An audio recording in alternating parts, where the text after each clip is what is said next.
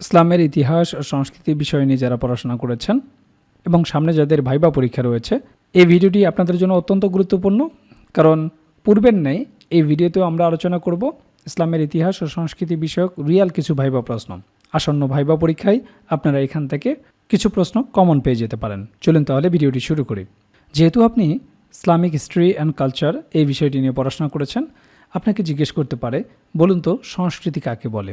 কারণ আপনার বিষয়ের সাথেই সংস্কৃতি শব্দটি রয়েছে, ইসলামের ইতিহাস ও সংস্কৃতি। এখান থেকেই বোর্ড আপনাকে প্রথম যে প্রশ্নটি করতে পারে তা হচ্ছে, বলেন সংস্কৃতি কাকে বলে? তো আপনারা বলতে পারেন সংস্কৃতি হলো মানুষের জীবনযাপন, মূল্যবোধ, বিশ্বাস, ভাষা পদ্ধতি, যোগাযোগ এবং আচার আচরণ, এই সবগুলোর সমষ্টিকেই বলা হয় সংস্কৃতি। এরপরে বোর্ড আপনাকে জিজ্ঞেস করতে পারে যে, বলেন তো মদিনা সনদ কী? পূর্বের একটি ভিডিওতেও আমরা মদিনা সনদ সম্পর্কে জেনেছি। এই ভিডিওতেও আমরা কেন মদিনা সনদ নিয়ে আসলাম তার কারণটা একটু পরেই আপনারা বুঝতে পারবেন। কারণ ভাইবা বোর্ডে মদিনা সনদ জিজ্ঞেস করার পরে বিভিন্ন দিকে বোর্ড আপনাকে নিয়ে যেতে পারে। বলেন তো মদিনা সনদ কী, কিংবা মদিনা সনদ সম্পর্কে আপনি কি জানেন?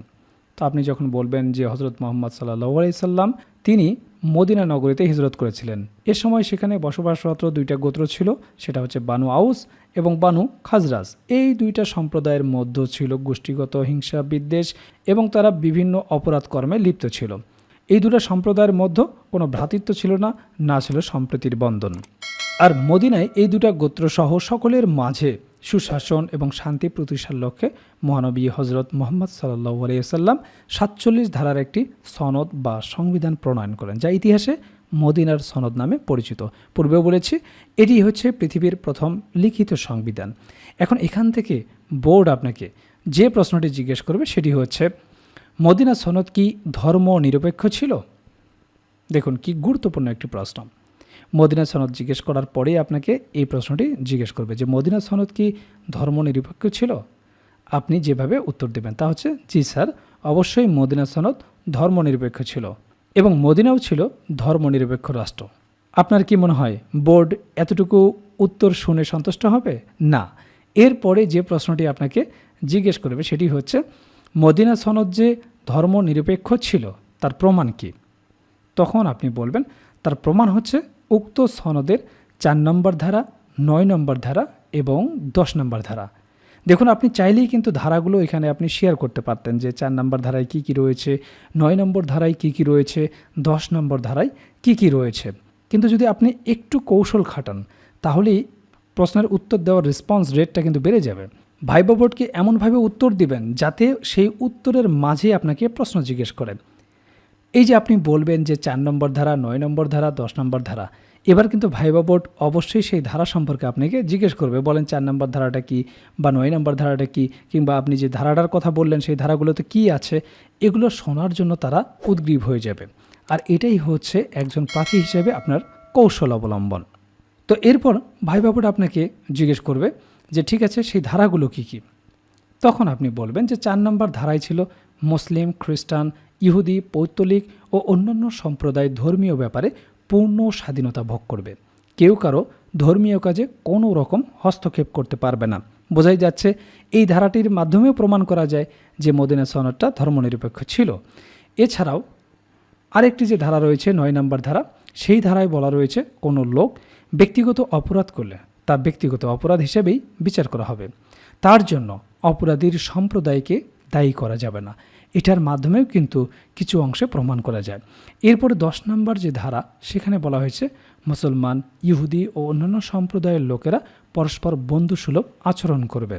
আর এই 3টা ধারার মাধ্যমে প্রমাণ করা যায় যে মদিনা সনদ ধর্মনিরপেক্ষ ছিল।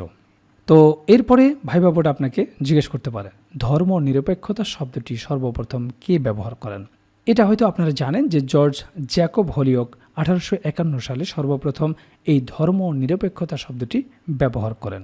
তো বুঝতে পারছেন এই প্রশ্নগুলো ইসলামের ইতিহাস ও সংস্কৃতি বিষয় নিয়ে যারা পড়াশোনা করেছেন তাদের জন্য কতটা গুরুত্বপূর্ণ। তো আপনারা দেখলেন ভাইবা বোর্ডে কী ধরনের প্রশ্নগুলো জিজ্ঞেস করা হয়, কোন কোন বিষয় থেকে প্রশ্ন জিজ্ঞেস করা হয়। আর এই বিষয়গুলো নিয়েই আমরা তৈরি করেছি প্রাইমারি ভাইবার জন্য কমপ্লিট একটা প্যাকেজ, যে প্যাকেজে আপনার বিষয়ভিত্তিক ভাইবা প্রশ্নোত্তর থাকবে, একেবারে রিয়েল ভাইবার আলোকে বিষয়ভিত্তিক নোটটি তৈরি করা হয়েছে। এছাড়াও আপনারা জানেন যে ডিপার্টমেন্টে আপনি ভাইবা দিতে যাবেন, সেই ডিপার্টমেন্ট সম্পর্কে অবশ্যই আপনাকে প্রশ্ন জিজ্ঞেস করতে পারে। তো সেই বিষয় সম্পর্কে একটা ভাইবা নোট থাকবে, প্রাইমারি সম্পর্কিত একটা ভাইবা নোট থাকবে। প্রাইমারি ভাইবাই অবশ্যই আপনাকে অনুবাদ জিজ্ঞেস করবে, অনুবাদের উপর একটা ভাইবা নোট থাকবে, যেগুলো প্র্যাকটিস করে গেলেই যথেষ্ট।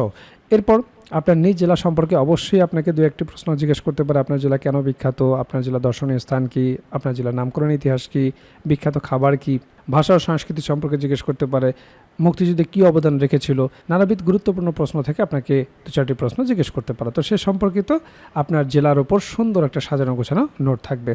এছাড়াও 1947 থেকে শুরু করে বর্তমান সমসাময়িক পর্যন্ত গুরুত্বপূর্ণ বিষয়ের উপর যে সমস্ত প্রশ্নগুলো আপনাকে জিজ্ঞেস করতে পারে সেই বিষয়গুলো নিয়ে সুন্দরভাবে সাজানো গোছানো একটা সাধারণ জ্ঞান ভাইবা নোট থাকবে। এছাড়াও আপনারা জানেন যে প্রাইমারি ভাইবা বোর্ডে বাংলা ব্যাকরণ এবং সাহিত্য অংশ থেকে বেসিক কিছু প্রশ্ন জিজ্ঞেস করে থাকে, সে বিষয়ে একটি ভাইবা নোট থাকবে।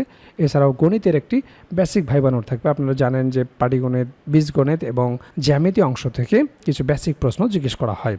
যেহেতু আপনি প্রাইমারির শিক্ষকতা করবেন, একেবারে বেসিক জিনিসগুলো যদি আপনি না বলতে পারেন তাহলে চাকরি পাওয়াটা আপনার জন্য দুষ্কর হয়ে যাবে।